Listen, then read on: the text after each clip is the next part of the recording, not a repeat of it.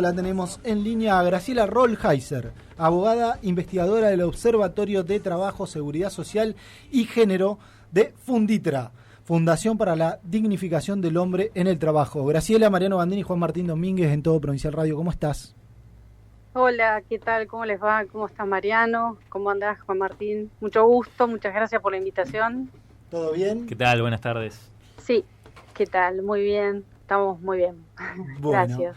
Graciela, vas a ser la primera de una serie de entrevistas sobre género en este mes de marzo que comienza hoy justamente, que es el mes de la mujer. Y hoy la temática que queremos tocar con vos, que sos una especialista, es justamente género y trabajo. ¿Cómo conviven? Bueno, sí, muy interesante. Bueno, primero muchas gracias por la oportunidad que nos dan de no solo a mí en lo personal, sino bueno, a nuestra fundación, que venimos trabajando en este tema y en otros más. Y bueno, y la verdad que halagada porque por la invitación y por este espacio, ¿no? Así que bueno, no sé. Bueno, contanos un poco cómo conviven.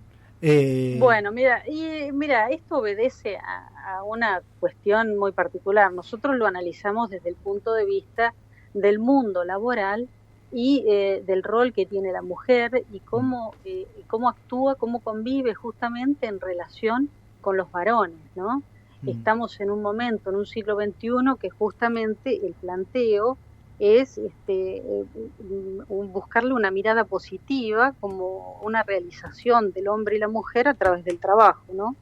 Que digamos, que el trabajo sea una herramienta fundamental para la creatividad de la persona humana, en igualdad de condiciones. Y en ese marco es que nosotros tenemos que decirlo de este modo, que encontramos una estructura social jerárquica que está basada en prejuicios, en símbolos, en costumbres, en hábitos de mucho tiempo, muy arraigado en la sociedad, que genera que a la mujer se le dé el rol y la responsabilidad casi a veces exclusiva para lo privado, que es lo doméstico y lo reproductivo, ¿no? Y en contraposición de lo que es el trabajo y la producción, que sería para el ámbito público.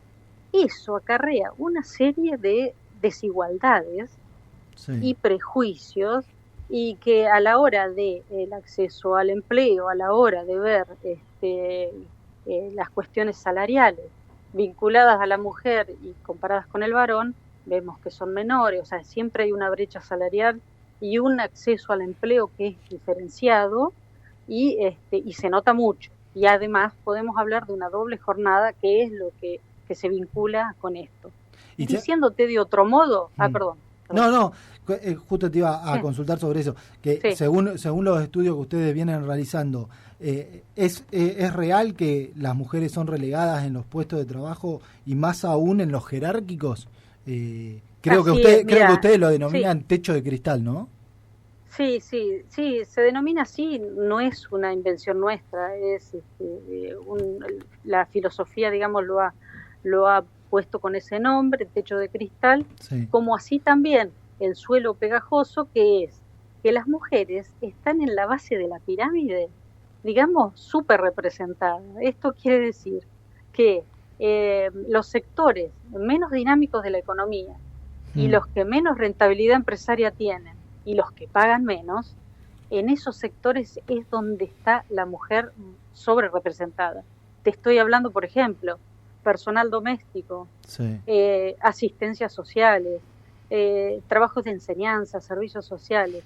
Todo eso es donde mayor representatividad tiene la mujer, en contra, digamos, los mejores rentados, otro como la industria, como la energía, como la construcción. Bueno, esos están representados por los varones. Y ahí es donde se producen las desigualdades. Y cuando hablamos de desigualdad, algo que está muy en boga, estamos hablando bastante, porque nos duele, y demás, que la violencia es la que se genera también en estructuras desiguales. La violencia, el acoso, digamos, y son cuestiones que debemos atender. Por eso es que nosotros pensamos, digamos, que tenemos que proponer acciones, modificaciones de la legislación, adaptar la existente, que ya por ahí está desactualizada, me refiero a lo que es ley de contrato de trabajo en relación a mujeres, ¿no? Sí. Que tiene, por ejemplo, no podemos negar la protección a los trabajadores, digamos, del siglo XX, mediados del siglo XX, donde la lucha de los trabajadores ha logrado una ley de contrato de trabajo súper protectoria del trabajador. Pero estamos hablando de la mujer. A la mujer, en este caso, se la toma como en la protección en su rol de esposa y madre. Claro. Y lo podemos ver a lo largo del, digamos, en la normativa puntual, cuando prevé, por ejemplo, un descanso para jornadas completas, un descanso de 2 horas para la mujer y al mediodía. Y no es para que se vaya a relajar y ponga los pies para arriba, no. En realidad es para que vaya a hacer la comida, que no lo dice la ley, pero sí toda la doctrina dice que es para eso. Para todos los que nos tocó ser hijos y que nos tocó tener madres que trabajan en esos horarios, sabemos que es así. Yo tengo mi mamá era docente, doble turno, y ella cortaba al mediodía, nos venía, nos daba de comer y a la 1 salía corriendo a dar clase de vuelta. Nosotros y sabemos que eso sucede. Sí, en un artículo que escribimos con María Eugenia Cuartango, vos sabés que hacemos referencia como que la jornada laboral de la mujer es interminable, porque va a hacer las labores afuera y tiene la responsabilidad y el encargo y la preocupación y todo lo que eso conlleva de continuar, porque tiene a cargo el cuidado de los hijos menores, niños, niñas, adolescentes, hijos discapacitados, si existe,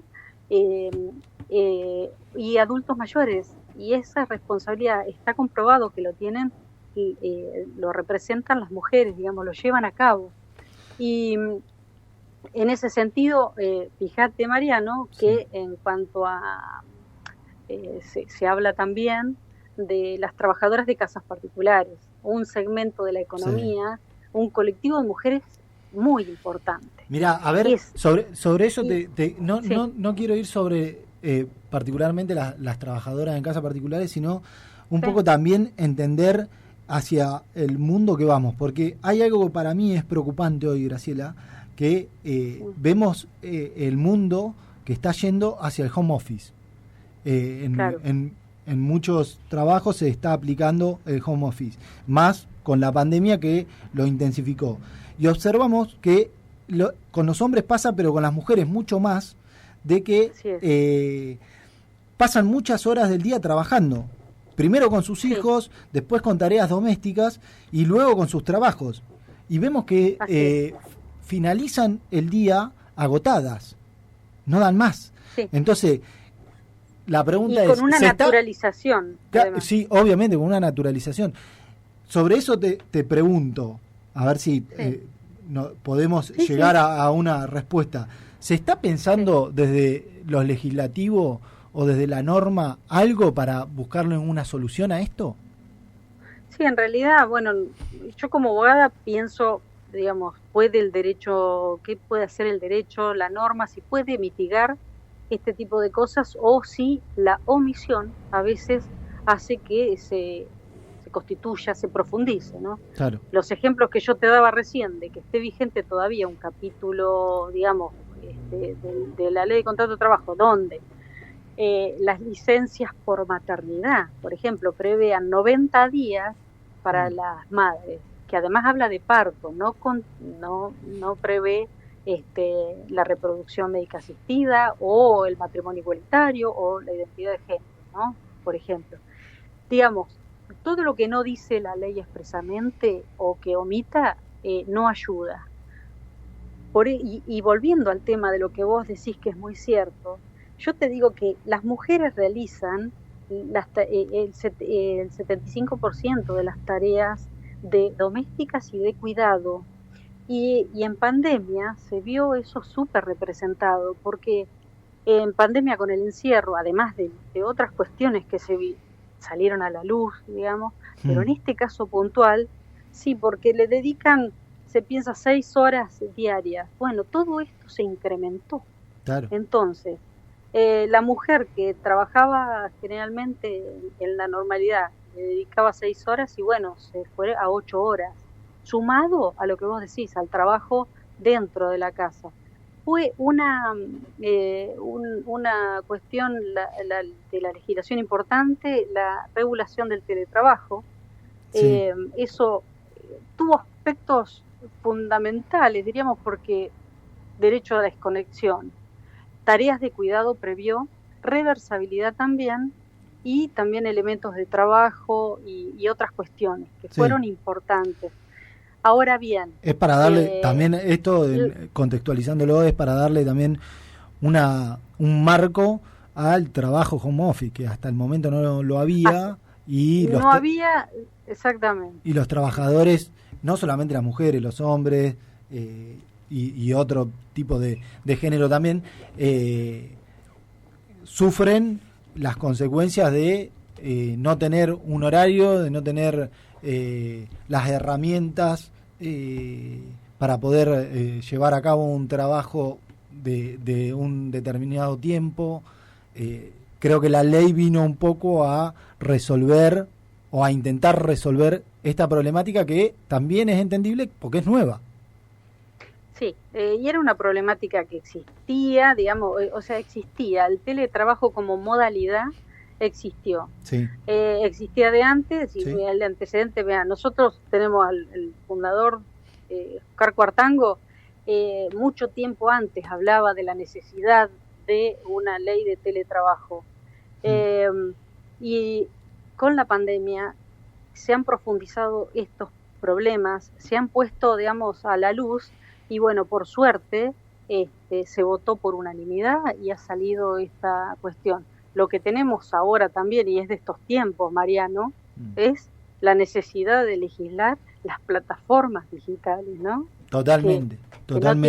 Que tienen una precariedad muy importante y que afecta a mujeres, colectivos de mujeres y identidades no binarias, en las cuales también hay que atender. Digamos, son muchas las cuestiones en las cuales tenemos que seguir adelante, generar políticas públicas y hacer un proceso de construcción colectiva.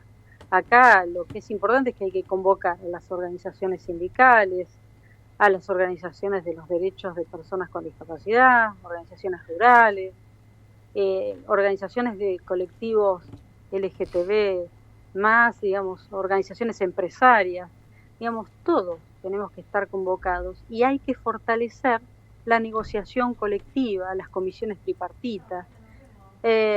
Totalmente. En oportunidad de la función pública, nosotros teníamos en la gestión de Cuartango teníamos una subsecretaría de negociación colectiva, porque la negociación colectiva no es solo la paritaria, donde se ve el salario, se ven cuestiones que tienen que ver con condiciones laborales. Y además se trabaja también sobre temas que afectan, en este caso, a las mujeres. Se podrían ver también temas de acoso, protocolos de cómo manejarse en situaciones donde hay acoso laboral y violencia, ¿no? Estamos hablando con Graciela Rolheiser, abogada, investigadora del Observatorio de Trabajo, Seguridad Social y Género del Funditra, Fundación para la Dignificación del Hombre en el Trabajo. Graciela, justamente con esto te corté porque te quería llevar hacia un lugar que creo que también es importante tocar. El primer trabajo. ¿También existe desigualdad a la hora de tomar ese primer trabajo, tanto para las mujeres como para las personas trans, o creo que las llaman no binarias? Así es. Y son los colectivos o las otredades, digamos. Otredades, se puede decir. Sí. El primer trabajo es el complejo. Sí. Y en realidad, como es una cuestión colectiva y no individual y demás, lo que nosotros vemos es que justamente el problema está en la discriminación en el acceso al trabajo. ¿Por qué?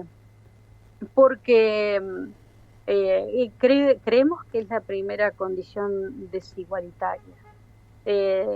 Por todas estas cuestiones que he dicho, la mujer, al tener ese rol digamos, de lo doméstico o lo reproductivo asignado en cuanto a lo biológico, a lo cotidiano o lo social incluso, se prevé que esa persona sutilmente o soslayable, digamos en forma no clara, sí, susceptible, digamos, se prefiere y se elige al varón. Por claro, eso es importante, una de las cosas que se plantean en cuanto a reforma es establecimiento de cupos para el ingreso de mujeres en los ámbitos de trabajo, ¿no? En el mundo del trabajo. Y esto lo tenemos un buen antecedente en el derecho político, tenemos la formación de las listas en las cuales integran mujeres, se debe lograr la paridad, sí, en el derecho sindical también, en las listas, también en la representación en las negociaciones de sectores de convenios colectivos, digamos, y no atentaría contra lo que algunos dicen el derecho de la propiedad o el requisito de la idoneidad, todo lo contrario. ¿Por qué? Porque no se estaría pidiendo al empleador que contrate más personal y de los cuales ese más personas sean mujeres, no, que sea igualitario, porque claro, además, si es cuestión de idoneidad, la idoneidad, digamos, en cuanto al número, no significa no buscar la idoneidad. Ya nos dicen que todos somos iguales y admisibles en el empleo sin otro requisito que la idoneidad. Bueno, en este caso, la paridad no tiene nada que ver con eso. Y por otro lado, tenemos también la posibilidad de que esta cuestión sea perfectamente legislada, porque el Congreso es el que tiene el deber de legislar sobre este tipo de cosas. Y otra cuestión que tiene que ver con el acceso al empleo es que sería necesario establecer reglas claras, digamos, en los procesos de selección, así sí, como en cualquier reglamento se pone el perfil, prestar mucha atención con el perfil, porque muchas veces el perfil del puesto en realidad es una simulación de la persona que ya tenemos prevista que va a ocupar ese lugar. Y claro. sería mentiroso entonces el proceso. Sometemos un proceso de selección en la cual No hay selección, no sino que ya es, está no, ya previamente. está prevista, exactamente. Y esto Sí, tiene que ver con que hay empresas que se dedican a esto, la selección de personal, sí, y entonces tendría que establecerse por ley un requisitos de admisibilidad, pero que sean claros, concretos, que la persona sepa cuál es la pauta objetiva que se meritúa para ese puesto. Y en base totalmente. a eso, si no se cumple, que tenga la posibilidad de accionar, de presentarse ante la justicia y bueno, Y hacer su reclamo. alegar su reclamo, pero es necesario tener pautas claras, ¿no? Graciela, Este, es un tema que lo vamos a seguir y creo que este es el inicio de no solamente para este mes de la mujer, sino para lo que se viene en el año, el tema del trabajo con la mujer, con los trabajadores, o sea, va a ser sí. un tema que nos va a llevar muchos programas y vamos a tratarlo mucho. Quiero que Bien, me me alegro mucho. puntualices, quiero que me puntualices 2 o 3 ítems o desafíos en materia legislativa que necesitamos Sí, como sociedad. perfecto. Leyes que vos creés que son fundamentales para poder avanzar en esta igualdad o equidad entre el hombre, la mujer, los binarios y toda persona Sí, que tenga la posibilidad de trabajar, básicamente. así es, así es. Mira, vemos la verdad que sería necesario la elaboración de programas nacionales para la igualdad salarial, por ejemplo, donde se tenga en cuenta los grupos de mujeres que menos cobran, digamos, y para poder resolver y mitigar esa brecha salarial que existe, que en el cual el 70% cobra la mujer el 70% de lo que cobra el hombre, ¿no? Mm. Eh, y que son factores que inciden por las rotaciones mayores que tienen las mujeres, que generan menos antigüedades, menores horarios. por cuestiones que ya charlamos. Otra cuestión es la licencia coparental e integral para todos los convenios colectivos. Digamos, que sea una licencia tanto para el padre y la madre, Ajá. o en conformación de matrimonios de igual sexo, que sean en forma igualitaria, y que prevean una licencia familiar también, en forma de que la responsabilidad sea una corresponsabilidad de ambos progenitores y que se comparta esto. Está visto que la relación o el vínculo simbiótico del padre con el niño es tan importante como el de la madre. Mirá, me diste el pie justo porque el otro día lo estábamos viendo. Sí. Yo acabo de ser padre por segunda vez. Felicitaciones. Gracias. Y justo estábamos viendo con mi mujer, que también es abogada, lo que corresponde por bebé prematuro. A ella por ley le corresponden 5 o 6 meses y a mí me corresponden 3 días. Es de los cuales uno para es increíble, tiene que ser hábil. Claro, es increíble. Y es desigualitario y así con esa ahí en esa vamos a poder. En esa estamos a la inversa. En esa la mujer tiene privilegio. No, pero además y sí, pero igual es en desmedro de los totalmente, niños, totalmente. Porque el niño necesita a su padre como a su madre. Aparte el vínculo de los que quieren ser sus progenitores, digamos, bien totalmente. Porque el tema de reproducción, otros formatos, digamos, de reproducción asistida, donde es necesaria la manifestación de voluntad y demás, de ser padre-madre, es lo suficiente, digamos. Me parece que esto es esencial, la nivelación de las licencias de maternidad y paternidad y licencia familiar, que puedan tener la opción incluso. Totalmente. Y está, además que todo esto que se propone no tiene un costo, porque está visto que en las empresas, digamos, todo lo que mejore la condición laboral y lo que genere una amistad entre lo público y privado, esa armonía, es necesaria y le da mejores condiciones a la gente y repercute en el trabajo diario de las personas. Por eso que también es bueno también los lactarios en los lugares de trabajo, que lo pueda usar el papá también. Al lactario. Si no está dando de el pecho a la madre, también lo puede usar el papá, pero ese vínculo con el niño es tan importante, digamos, y nosotros tenemos que fortalecer tendiendo a eso. Ese es el desafío 2021. Bien, también Graciela, última porque se nos termina el tiempo. Una última, listo. No, una ley integral de cuidados, por supuesto, para que ayude y mitigue las desigualdades. ¿Bien? Perfecto. Así que, perfecto. Graciela, te agradecemos muchísimo estos minutos con Todo Provincial Radio. Como te lo mencioné anteriormente, es un tema que nos va a llevar largo y tendido. Vamos a hablar mucho, no solamente de la mujer durante este mes de marzo, sino sobre este tema particular que es el tema laboral, porque hay muchísimas problemáticas que resolver en los trabajadores de la República Argentina. Te mandamos un abrazo grande y muchísimas gracias por este tiempo.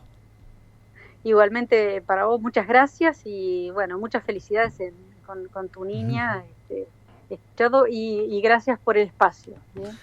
Un abrazo grande.